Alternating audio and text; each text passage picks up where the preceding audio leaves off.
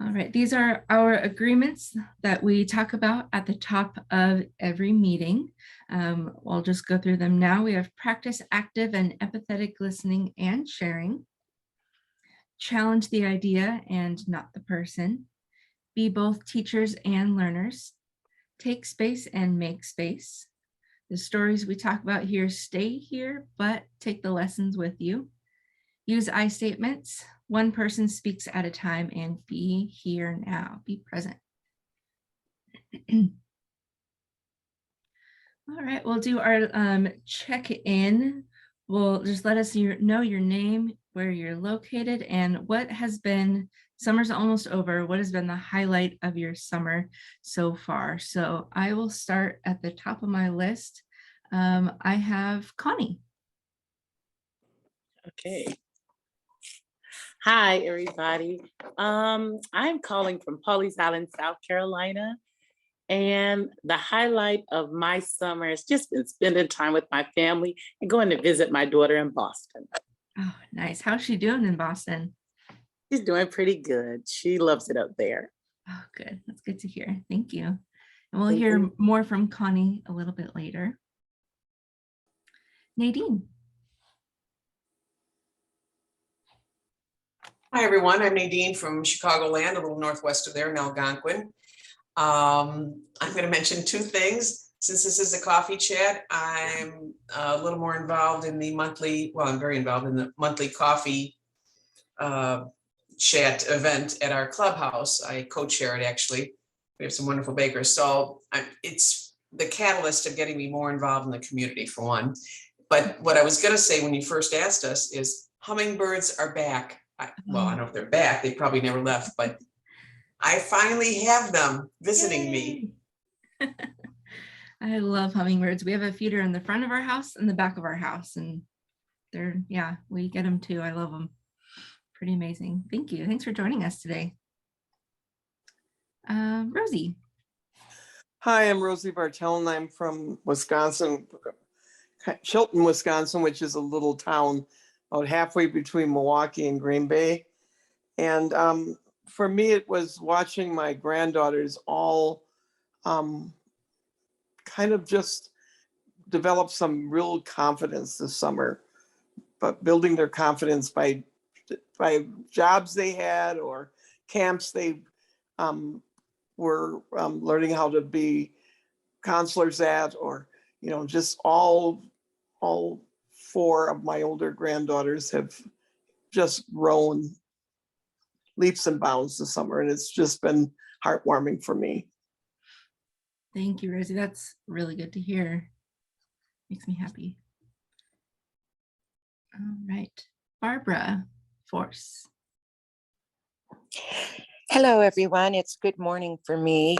My name is Barb Force, and I live in a very small town, a farming community, 110 miles north of Seattle. So I'm way up there by the Canadian border, and we had a very cold and wet spring. However, it's been dry, and I would say the highlight for me has been what it is every summer, which is growing and then collecting my herbs from my herb garden. And I tend to make a mixture. If anybody has ever heard of the kind of famous seasoning called Herbes de Provence, which is from France. Well, I use every herb that I have, throw it all together, add a little bit of salt and brown sugar, and call it Herbes de Ferndale. And I like to give it as gifts to people, and everybody seems to like it. It changes every year based on what herbs grow better than the others. And I'm grateful to be here today. Well, we're grateful to have you. Thanks for joining us. That sounds really good. Might have you send me some. Thanks for joining us. Dr. H. Good afternoon. I'm here located in central New Jersey in Ocean County.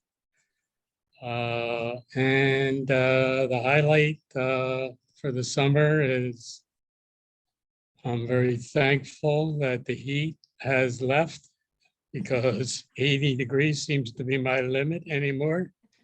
And just got back from the beach this morning, and actually the boardwalk. And one of, being here in New Jersey, one of the few states that actually charge to go on the beach. There are no free beaches in New Jersey at all. But one of the beach patrol persons said, "Have you been down to Philadelphia Avenue? There's a surf contest down there." But I'm from Philadelphia originally, but I heard the surfers, but didn't get down there. But it was a beautiful morning, nice and calm. Right. So great day. Yes. Thanks for leaving the beach to hang out with us. All right. Heather.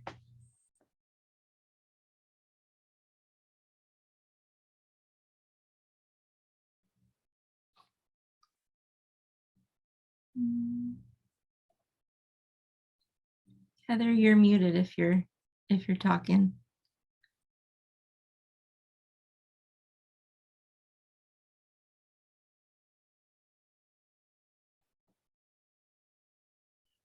We can come back. We'll come back to you. Let's move on to Michael Middleman. Hey there. My name, well, it's what you just said, Michael Middleman. Thanks for that. Location, I am in Philadelphia today. I'm home, and so not Philadelphia Beach Avenue, where that surf contest is taking place. But I was in Cape May recently, where and I stayed at the corner of Beach and Philadelphia. And the highlight of my summer, sheesh, man, I mean,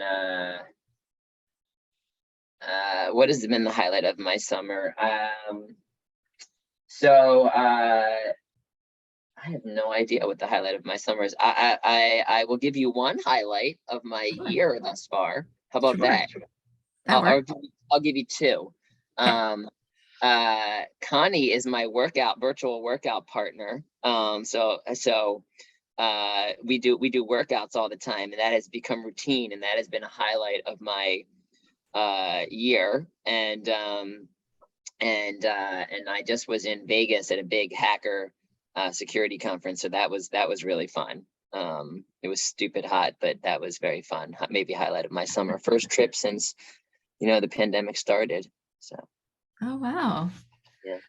Well, that sounds like all good stuff for sure. Yeah. I bet Connie's a very good workout partner. We are getting in shape. Yes. Love it. Thank you. Thanks for joining us. Kathy. Good morning. Sorry for being just a bit late. I was trying to get some kiddo stuff taken care of.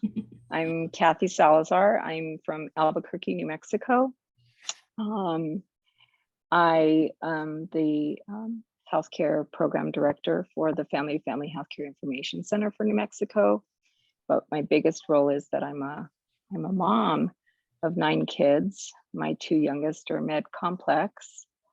And the highlight of our summer is I took both of them to, I guess, somewhat medical conferences dealing with what they live with. And we were able to I was able to travel with each one separately, and it was really kind of fun. And so we drove all the way to Phoenix for one, and that was just for about 5 days. But the big one was to Spokane, Washington. And we drove from New Mexico to Spokane for the Little People of America conference, which is an amazing conference. My youngest daughter has a rare form of dwarfism. We had a blast.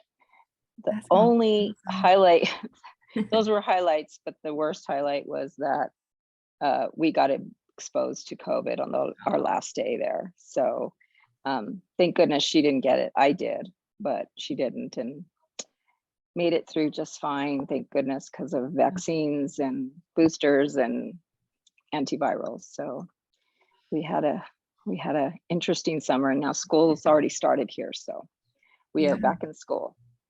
Yeah, well, I'm glad you're feeling better, and it all sounds like fun aside from the COVID, but Yes. road trips are always fun too. Yes, sometimes it's the only way to travel with my girls because they have so much equipment, but it's good. Like to travel by car.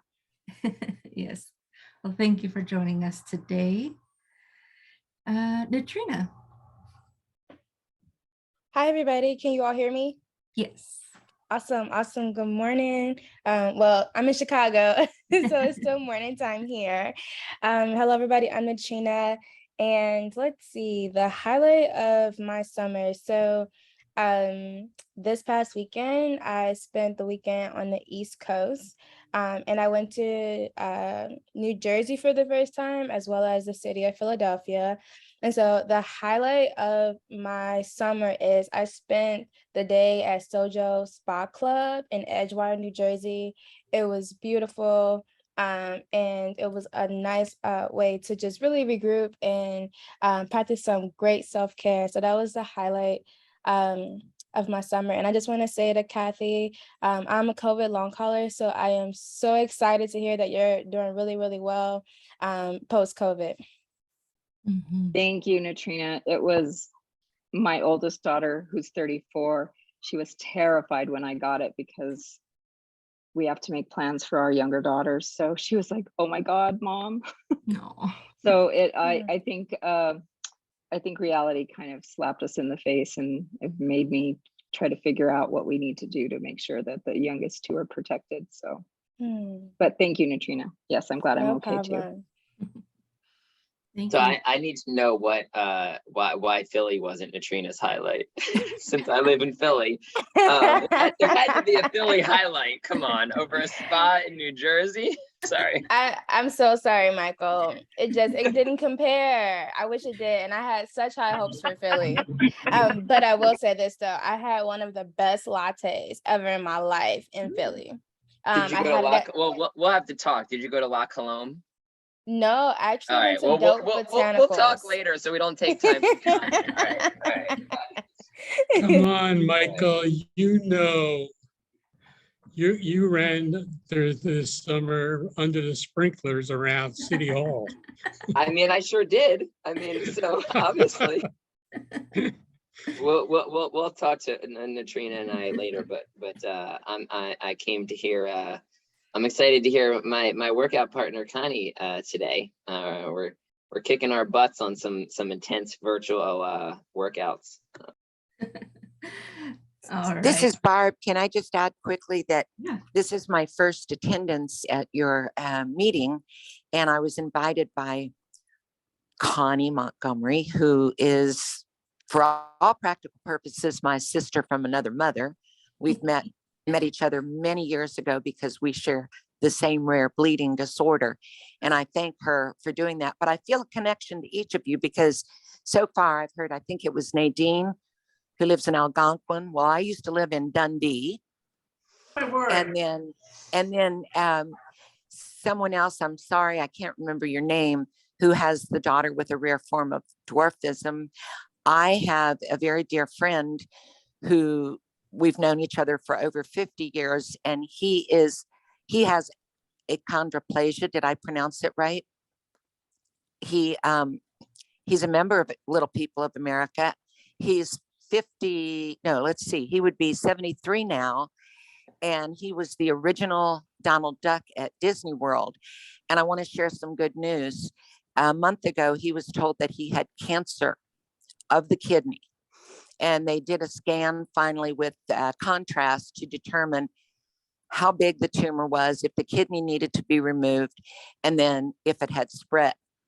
Lo and behold, the results of the scan showed that he had zero cancer, never did. And 2 oncologists had given he and his wife the information that he definitely had cancer. So it just goes to show that mistakes can be made. And in this case, it was a very good outcome. Just had to throw that in. Great, thank you. Yeah, this meeting is all about connecting with one another. So I'm so glad that you feel welcome already. I love that. Thank you. Let's keep going with our intros. Let's do Lindsey Kelly. Hi, everyone. Good morning. I'm Lindsey Kelly, Director of Education at PFCC Partners. I'm actually taking my dog out on a walk before it gets too hot here in Sacramento. It's going to be, I think, 102 today. But excited to hear Miss Montgomery talk today. I think the highlight of my summer was being able to go to Kauai with my whole extended family and meeting my cousin's daughter, who I hadn't been able to meet in 2 years. So that was very exciting for me. Thank you. And thanks for joining us on your walk. We love a good walk and talk around here. Libby. Hi, everybody. I'm Libby Hoy calling in from Long Beach, California. And I just love all of the conversation. I'm on phone only because I had to drive to the office, but it was just so much fun to listen to all of the connections. And I'm very excited. So the highlight of my summer was definitely my oldest son's wedding, which was 2 weeks ago. And we're still kind of basking in the glow and all love and the family and everything. So that was definitely my highlight. Yes, thank you. And it looks like we just had Patrick join us. Patrick, we're just doing introductions. Let us know your name, where you're located, and what the highlight of your summer was or has been. Sure. Thanks, Laura. Yeah, my name is Patrick Lynch. I'm in Los Angeles, California. I'm a friend of Connie's, and though I only have a short while that I can join you all, wanted to join while I could. So I'm happy to be here. The highlight of my summer would be I have an 18-month-old who this summer has started stringing words together, such as "Hi, Daddy," when I come back home from work. So just getting to hear her say more and more, express more and more, thrive more and more. That's been the highlight of my summer. I love that. That's so special. Well, thank you. Patrick, if you don't mind me interjecting if you don't mind me, this is Nadine, if you don't mind me interjecting something real quick. If you knew me, you'd be shocked at this little fact. I didn't talk till I was 3. Really? Oh, wow. Thanks for sharing. Well, thanks for joining us today, Patrick. Thank you. I'm going to circle back to Heather. I'm going to see if you're able to unmute.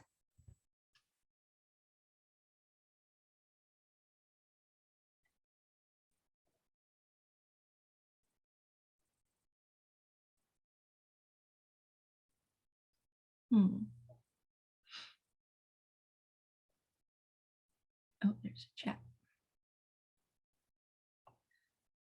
All right. Well, Heather, if you would like to put your introduction into the chat, you are more than welcome to. But we're going to go ahead and move on, and we're going to hear from Connie. Connie is a PFAnetwork member. She has been very involved in the last few years, and she recently shared her story in this Hemophilia article.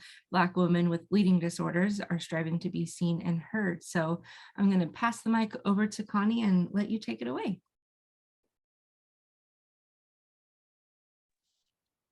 Thank you so much, and I really appreciate the opportunity to be here. As Laura Jackson just shared, my name is Connie Montgomery, and this is truly an honor and a privilege. And we're here to share a little bit about my story and the Black Women with Bleeding Disorders Are Striving to Be Seen and Heard article that was featured in Hemophilia. Hemophilia magazine is a magazine that is put out by the National Hemophilia Foundation that gives you updates and information on people living with bleeding disorders. Before I go into sharing my story, I want to do a little full disclosures here. I am a global patient and family advocate and ambassador for health equity. Therefore, I serve with these organizations. The Board of Directors Chair for DEIB, Diversity, Equity, Inclusion, and Belonging for Inspiration Foundation, located in Massachusetts.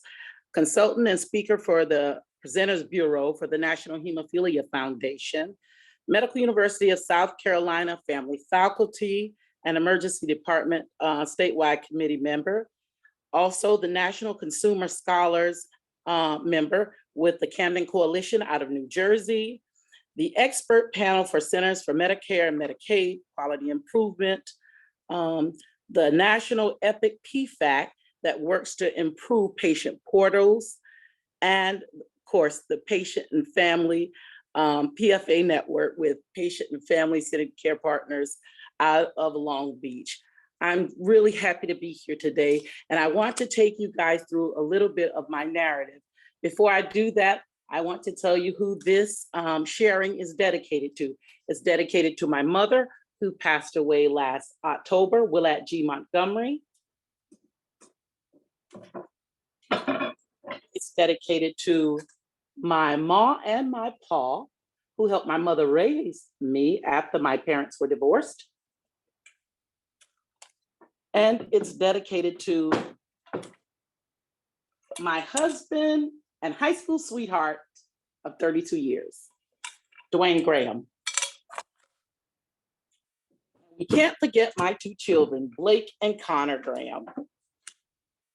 So after a little show and tell now, I want to go into the narrative of my story.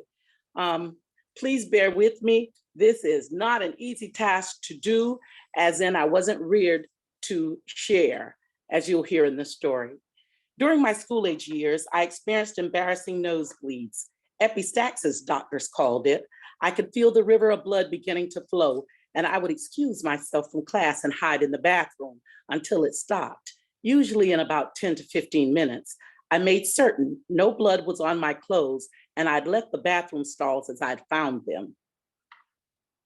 This went on for years, and I just dealt with it the best I could. Imagine living in fear of never knowing when the next bloody occurrence would happen. You can laugh here or smile. Humor and secrecy is definitely how I made it through those years. However, I do not recommend the secrecy. It is too much of a burden to hide those things that could eat away at your peace of mind. I would use all the tissue and paper towels I could find to clean up the blood. This became my 1 to 2 times per week normal activity, especially during the pubescent years.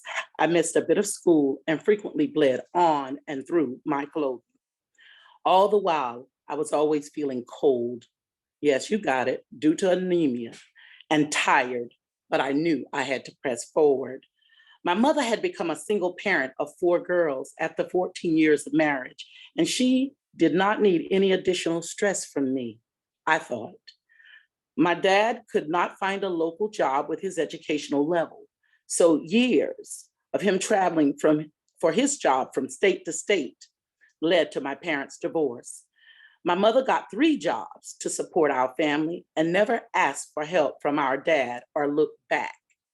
She was fiercely independent and the matriarch of our family.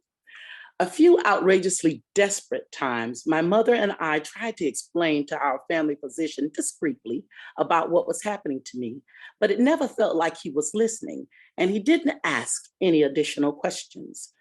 That was extremely difficult for my mother and me to ask for help. We are a proud family, and we keep our affairs in the home. However, we were in despair, and suffering in silence did not help.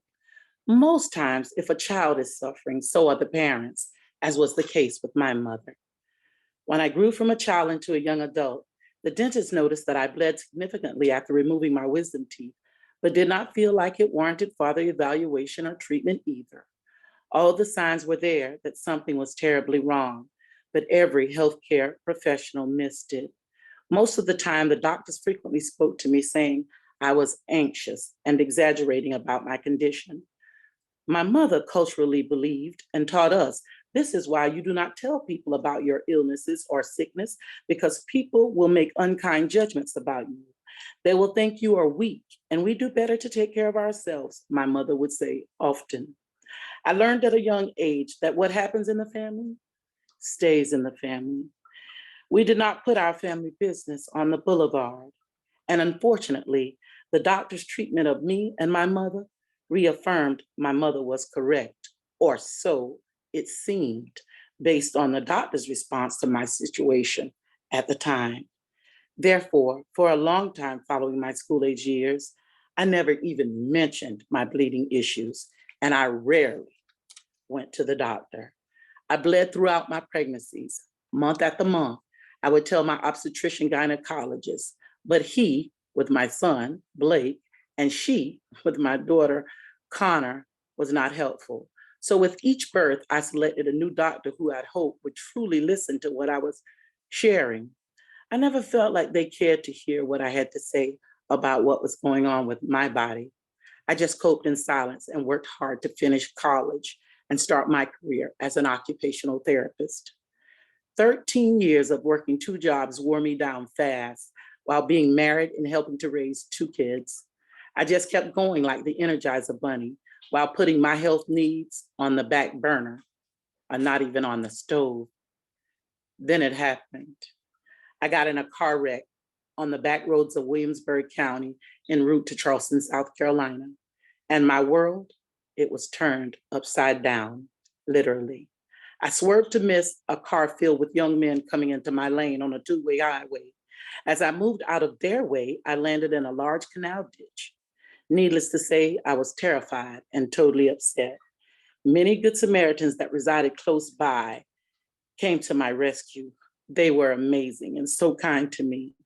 I will never forget the compassion and unselfishness when trying to get me out of that ditch. The ambulance got me to the emergency department and the evaluation and treatment began. Much to my surprise, the car accident saved my life because I learned I had not one, but 2 rare disorders, rare factor 7 deficiency and pemphigus vulgaris. The emergency room doctor noted my bleeding was not stopping, so he ordered a series of tests that included a prothrombin time test and a hematologist consultation. I had a congenital rare bleeding disorder, factor 7 deficiency, hypertension, and diabetes. Really? After many visits to MUSC to see 2 dermatologists at the request of my new family doctor in Garden City, South Carolina, they discovered that other autoimmune disease, which explained why I got weeping sores in the soft mucous membrane tissue of my mouth and other body parts. I was overwhelmed and extremely depressed from the news, but once again, I pressed forward and knew I had to make it regardless of the health challenges. Soon I received the medical care, the education, and a lot of medication, which included weekly infusions of Nova 7 room temperature intravenously. I began to feel so much better, and my quality of life, it improved immensely. Then, blessed by grant and scholarship, I attended a conference in 2011 for bleeding disorders in Chicago, held by the National Hemophilia Foundation. And my life's work began. I saw other women and other individual families out there sharing, expressing what they were living with and going through. And I knew I'd become an advocate for the rest of my days. And that is the narrative that I wanted to share with you that led to this HemoWare article and led to me being a part of wonderful organizations like this one. Questions?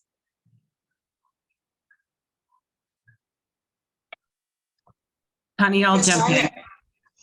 I'm So as always, Connie, just so impressed with the way that you share your story for change. And I just wonder if you could share a little bit about, what are your hopes when you are sharing your narrative and changing minds, opening minds? What do you hope to achieve with it? And maybe if you've seen any impact from it? What I hope to achieve with sharing my story is opening the minds of others to think about individuals as whole people, complex people. Look at the entire person, mentally, physically, emotionally. Consider all of an individual. And then think about the social drivers. That's why it's so important for me, I believe, to share my story, where I tell about the difficulties during my pubescent years and even my parents' divorce, because once one understands the social drivers and behaviors that's affecting that person, then I think you make better, and you can make better assessments, evaluations, and help think more collaboratively about what would help that person with better and improved health outcomes. But it's so important to look at the whole person. So Libby, that's what I hope to achieve when I'm sharing my story, and even sharing the pictures of my family, that they see other human beings and they hear that there were so many other facets of my life that affected my health care. And what I'd like to see go forward is participation for people that look like me, Black and Brown people, in groups like this and other groups where they can share their stories. They feel more confident and empowered and inspired to engage others in their stories. Well, thank you, Connie. The question, Libby. What's that? I got it. What was the second portion of your question? I want to make certain that I answered that as well. If you feel like you've seen some impact. Absolutely, absolutely. All of these organizations that I shared and groups that I work with in my full disclosure statement are all groups I think right now that are working on a lot of initiatives toward diversity, equity, and inclusion and belonging. And I think had not been for the last 1 to 2 years when health disparities was so apparent during the very active phase of the beginning of COVID, had we not seen that and had it not been in the media and everywhere, I don't know if we would be as far as we are with trying to make certain that DEI, diversity, equity, and inclusion, is in the work that we do and how we live daily, professionally and personally. I love that. Thank you, Connie. And as always, I'm just so grateful for your presence and your leadership in this work. So if I could be so bold to encourage you and empower you even more, please keep sharing your story everywhere, because people need to hear it, and you have such an effective way of connecting with people. So I appreciate your efforts. Thank you so much, Libby. Thank you.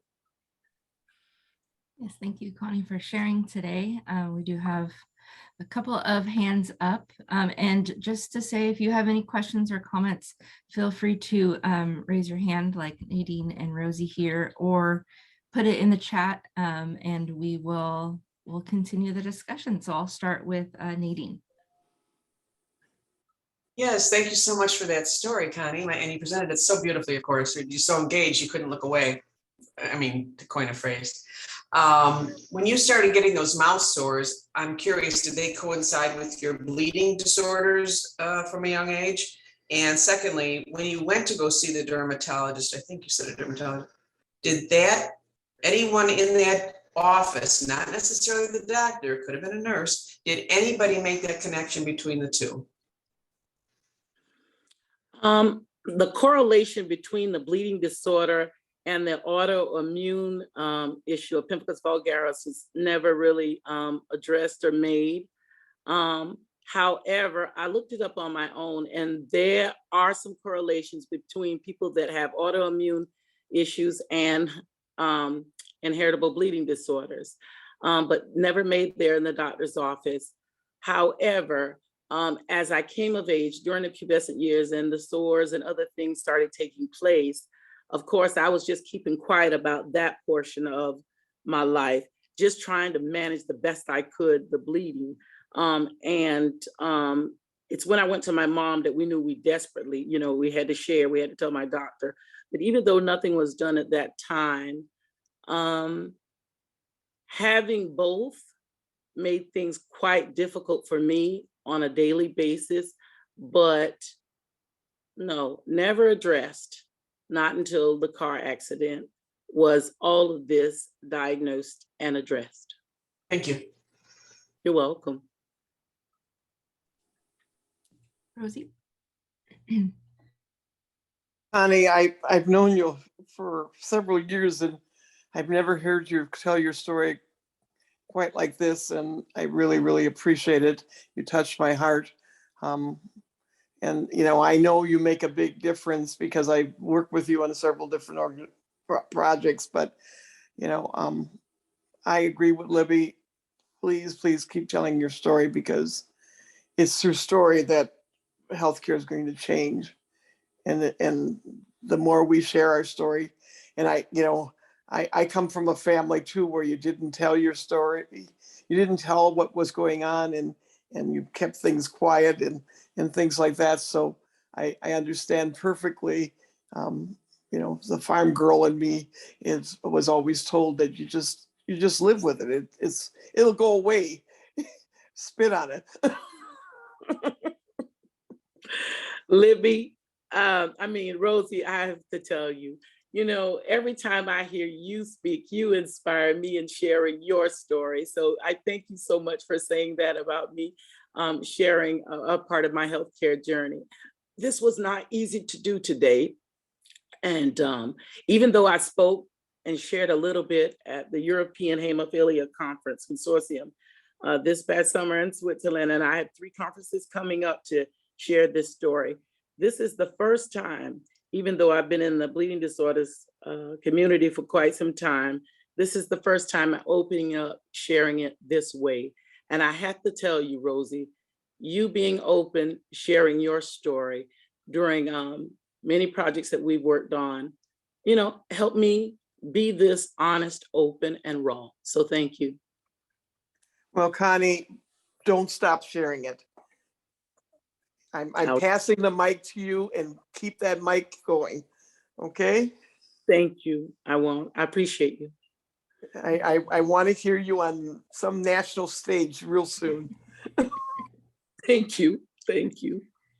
Thank you, Rosie. You both know stories are the backbone to the PFA network and advisors. And like Libby says in the chat, it takes real courage. So thank you to both of you. You both tell your story so well. Go ahead. Very soon, Laura, I have 3 events coming up. I will mention them. The National Hemophilia Foundation's Bleeding Disorders Conference is next week. So for 4 days, I'll be in person speaking in Houston, Texas. And then I'll be speaking virtually in Minneapolis, Minnesota for the Nexus Summit Conference. And then I'll be in Sacramento, California in person speaking at the Putting Care in the Healthcare Conference for the National Camden Coalition. And I will be there too, Connie. We will be together. Way to go, Rosie. And we will be there too. Which is so exciting. Yeah, hopefully you guys are able to join the luncheon that we're doing. Yeah, there is, I wanted to mention that too, Lindsay. Thanks for bringing it up. For those of you who are attending the Putting Care at the Center conference, we'll be hosting as we have done in the past, a sort of a mini PFA summit, if you will. So we'll be having I believe we're having a knowledge cafe, correct, Lindsay? That is correct. We'll be having a speaker, and then we'll be doing a knowledge cafe as well. Sorry, I'm on a busy street. That's okay, no problem. I got it. And that lunch is taking place on the Wednesday, just as part of the pre-conference activities. So please, if you're in Sacramento, join us for that as well. Yes, it's Wednesday at 11, I believe. Okay. Right before the conference. Mm-hmm. How exciting. I get to see everyone in person.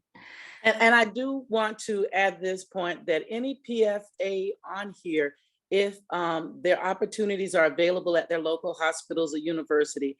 The one program that I really participate in and I enjoy is the Family Faculty Program at the Medical University of South Carolina.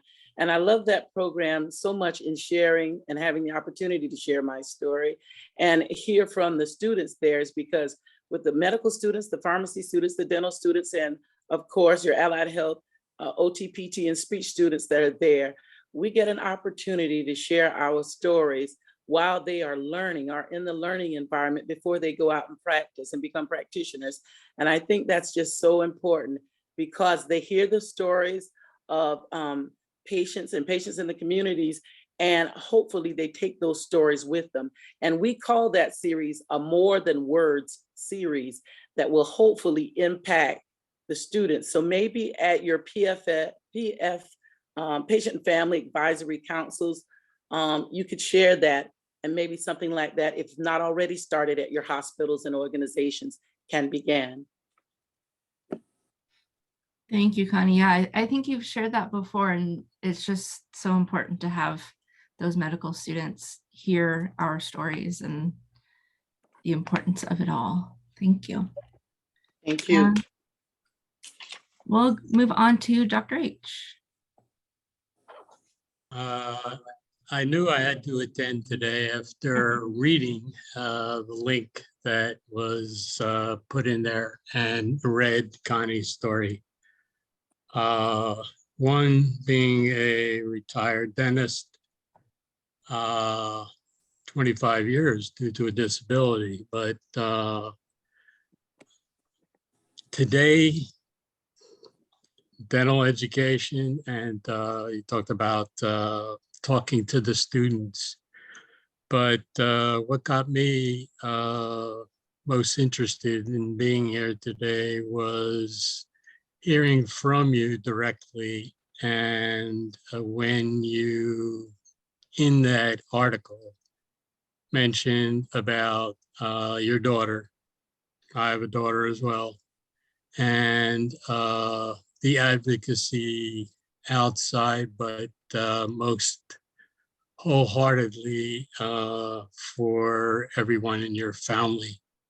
So, and when I registered, no question, but glad to thank you for the work that you're spreading, and hopefully you will be approached by many other professional journals to have your story out there. Thank you. Thank you, Dr. H. Thank you so much. I appreciate those words. Thank you. Thank you, Dr. H. Kathy? Hi, everybody. So Connie, your story is amazing. I love family stories. I get to coordinate a Families as Faculty program here at the University of New Mexico Medical School for our pediatric clerkship. I send those students during their third year out to virtually now out to families who have children with special healthcare needs or intellectual developmental disabilities. And it is probably the best thing that I do. I started about 12 years ago, 14 years ago as a volunteer family for Families as Faculty, and now have the honor of actually coordinating the program now. And so it's a very, very important process. I just did our wrap up of this last block, and we're finally back in person in the med school with the students. And so that's a wonderful thing after 2.5 years. And keep doing what you're doing. It's important work. And I love that you can share your story. I got to share my story for many, many years and about my children, and it just changes hearts and minds. So you go and know that you are loved and cared about through PFA and all of us who attend. And thank you, Kathy. And you keep doing the work that you're doing because it's service to mankind. Thank you. Thank you, Kathy. Katrina? Hi. First and foremost, Ms. Connie, thank you so much for sharing your story with us. I don't have a question, just like me of the other people on the call. I just wanted to take a moment to say thank you. I am 27, and last year I was diagnosed as a COVID long hauler, and this past January I was diagnosed with fibromyalgia. And so this has been something that I've been living with and experiencing for a few years now. And totally baffled my entire care team, which is encompassed of several different specialists and clinicians of University of Chicago Medicine. So I just want to let you know that I feel seen by listening to your story, and encourage you as a public health professional to continue to encourage you to just share your story with the masses, because it is life-changing, just to feel like you are not alone. And I just wanted to share that with you today. So thank you so much. Thank you so much, Natrina. And I want you to know that our diagnoses and the things we go through with our medical conditions, no way limit us, right? Our potential is limitless. So we go forward and onward. Thank you. Thank you. I love all the love happening here. Barbara or Barb? Hi again, everyone. This is a two-part. One is a question at the end. First, I want to just share with you that Connie is an inspiration to me, not just to me personally because of the bleeding disorders that we share, but also because I wish I had as much energy in my body that she has in her little finger.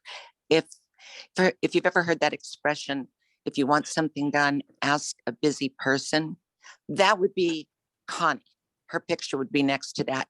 And the reason I say that is because she is a driving force, not just in the bleeding disorders community and in the rare bleeding disorders community, a part of that, but in the women with bleeding disorders community, as well as people of diversity, equity, inclusion community.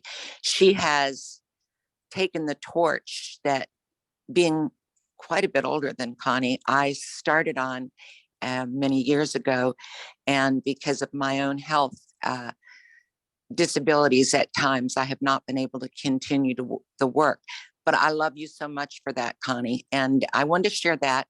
And I also have a question that I would like to know, as a person who has been a member of our PFAT care locally in one hospital for the entire county. While I identify as Caucasian, I also am probably the most diverse board member because my DNA is also shared with people from North Africa, Latina, and Native American.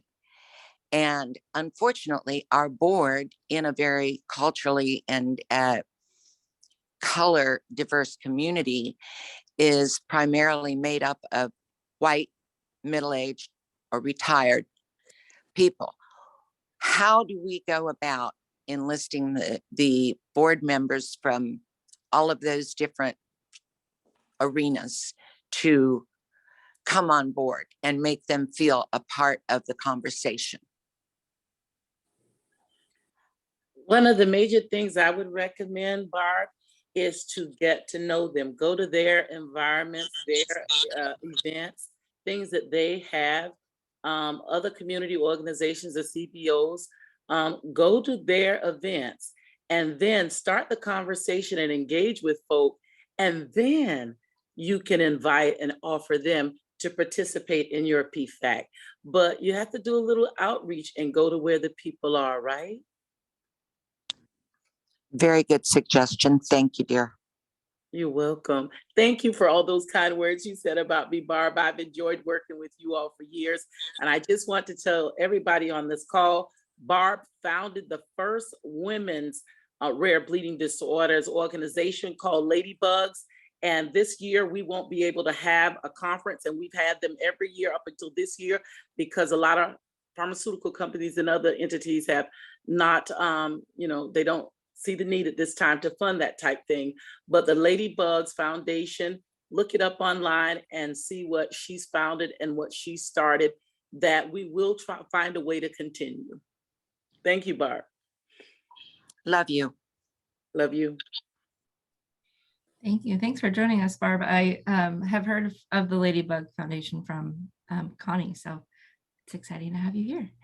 Thank you. Well, I might add that the foundation that I started, when it became apparent to me that I was spending more time pounding the pavement looking for funding than actually being with the women with bleeding disorders, I turned it over to another company called Comprehensive Health Education Services.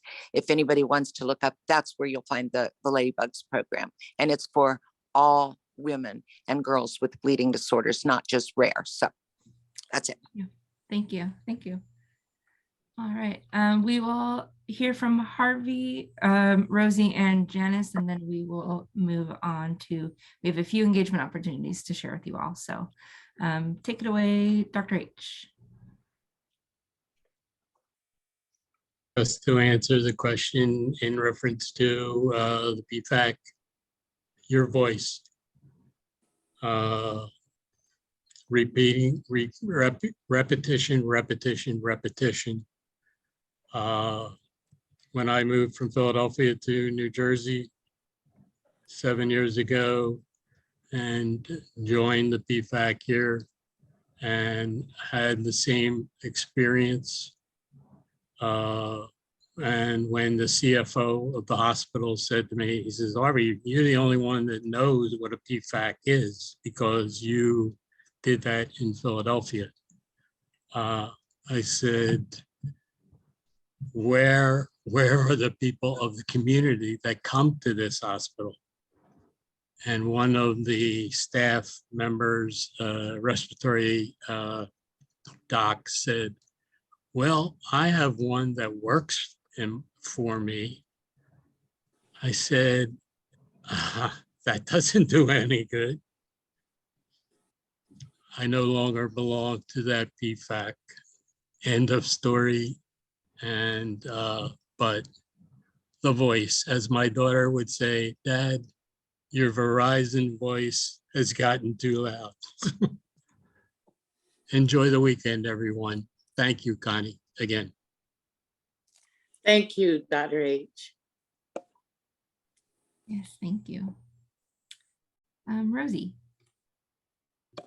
One of the things that I have done in the past and it's been successful is just spending time in the emergency waiting room, just visiting with people, and haven't been able to do that during COVID, but now that things are starting to lift, visiting with people, because the people that come through the emergency room are the people who are the voice of that hospital or healthcare facility.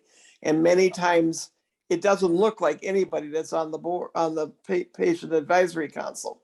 And so that's how I've recruited people. And, you know, Connie mentioned that she's on the EPIC advisory council. I came to the to PFAnetwork and recruited people, and that, you know, that group looks completely different than it did when I started on it years, you know, 3 years ago when we first started, because I was the only person that didn't live in Madison, Wisconsin, because EPIC is right outside of Madison, Wisconsin. I'm like, this doesn't work. We need the voice of more people than the people in Madison, Wisconsin. So, you know, that's why I came and recruited, and I still do recruit because we don't have enough people still on the EPIC advisory council. So, but I just think sometimes we don't look in the, we need to look where clinics and emergency rooms are. And I think talk to those people. A VA that I work with, they have a check-in area, and there's a coffee lady there, and I like to hang out with her because she knows everybody, and I can very soon learn a whole lot of people. And that's how I helped them build their patient advisory group, was by hanging out with the lady at the coffee that serves the coffee in the waiting room out front. So there's always creative ways to look at things. Thank you, Rosie. I think going into the emergency department that's a brilliant idea. And the coffee lady, everyone wants coffee when they're waiting. So great ideas. Thank you. Janice, did you just put your hand down there? Yeah, I just wanted to really thank you. I'm so sorry I missed the majority of the presentation. I'll look forward to reviewing it when it comes out. It's recorded, right? And I just want to say that I myself have had bleeding issues since I was a child, right? Hematuria, which is blood in the urine, and bloody noses. It wouldn't stop. But I was never diagnosed. My mom was a nurse, but in a recent surgery I had, they did have to check to see if I had a clotting disorder, but it turned out I'm the exact opposite, right? So I'm either a factor 6 or 7 is what I expect, which is either hemophilia C or hemo or factor 7, but I didn't go ahead and have the test because we're just aware that I'm a bleeder, right? So they just have to be careful. And anyway, I just want to really, this is so important to have this and focusing on Black women because we just don't have enough people out there speaking, in specific rare issues. And I really appreciate it. And I look forward to meeting you, Connie, and in person in Sacramento. Thank you. And watching your recording. Thank you so much, Janice. But I want to say, if you do, and you're having this symptomology that you're sharing, that it is okay, to go a step farther and see if you can either get genetics testing and get any other tests that your hematologist may recommend that you may need, so you can get a definitive answer as to what your diagnosis is. Because once you do that, you can find folk in the community, the bleeding disorders community, that you can connect with. And Barb Foss and myself, we're always a resource. Well, so thank you. Yeah, I really appreciate that. I'm going to connect with you. They did do a genetic test on me before this because I had a fractured hip that happened, they thought, from blood clotting. And so they wanted to check, but they said if I had the blood clotting factors, it would have shown up more likely much earlier in life, but they consulted a Stanford geneticist, whatever. Anyway, but I just haven't pushed it, but I will talk to my primary care doctor about it because all this is new, right? I mean, I've had bleeding problems, but it was never addressed. So thank you. Thank you. Thank you, everybody. I know we are at the top of the hour. We're 1 minute past, actually. So thank you so much, Connie, for sharing your story. I love these coffee chats that we do when we have patients tell their stories. Like I said earlier, it's a powerful tool for us to share those with other patients, with staff members, with students, medical care students. So I just want to thank you for joining us today. If you do need to drop off, of course, feel free to do so. I do have a few engagement opportunities that we want to go through. So if you feel like sticking around for a few more moments, please feel free to do so. I'm going to move on. Oh, I didn't realize I had added animations in here. Okay, so the first one is moving adverse drug events data into action. We are looking for patients with patient experience with adverse drug events to give a recorded interview to discuss the importance of engaging patients and families in quality and patient safety initiatives to reduce adverse drug events. So the people who are looking for this are the Illinois Health and Hospital Association, Cynosure Hospital Quality Improvement Contractors, and the Florida Hospital Association.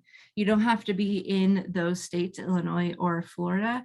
It is virtual, and they are just looking for patients, again, with adverse drug event experiences, and they're going to do a virtually recorded interview. If you are interested in participating in that interview, please email me. There's my email down there. It's laura@pfccpartners.com, and we'll get you all set up for that interview.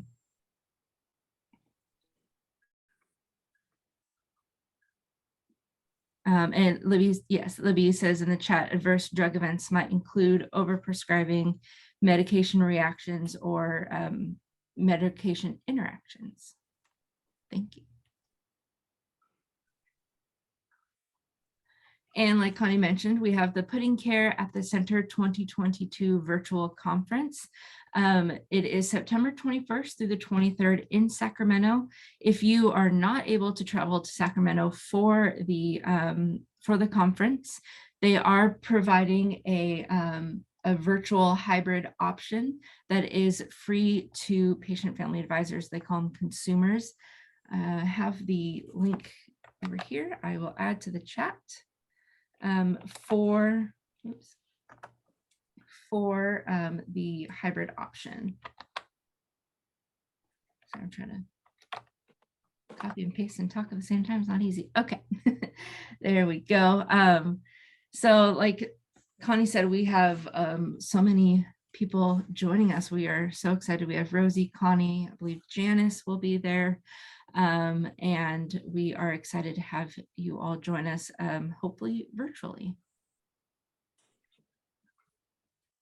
If you all recall, last month we recruited for the Wave 5 Measure Development Project.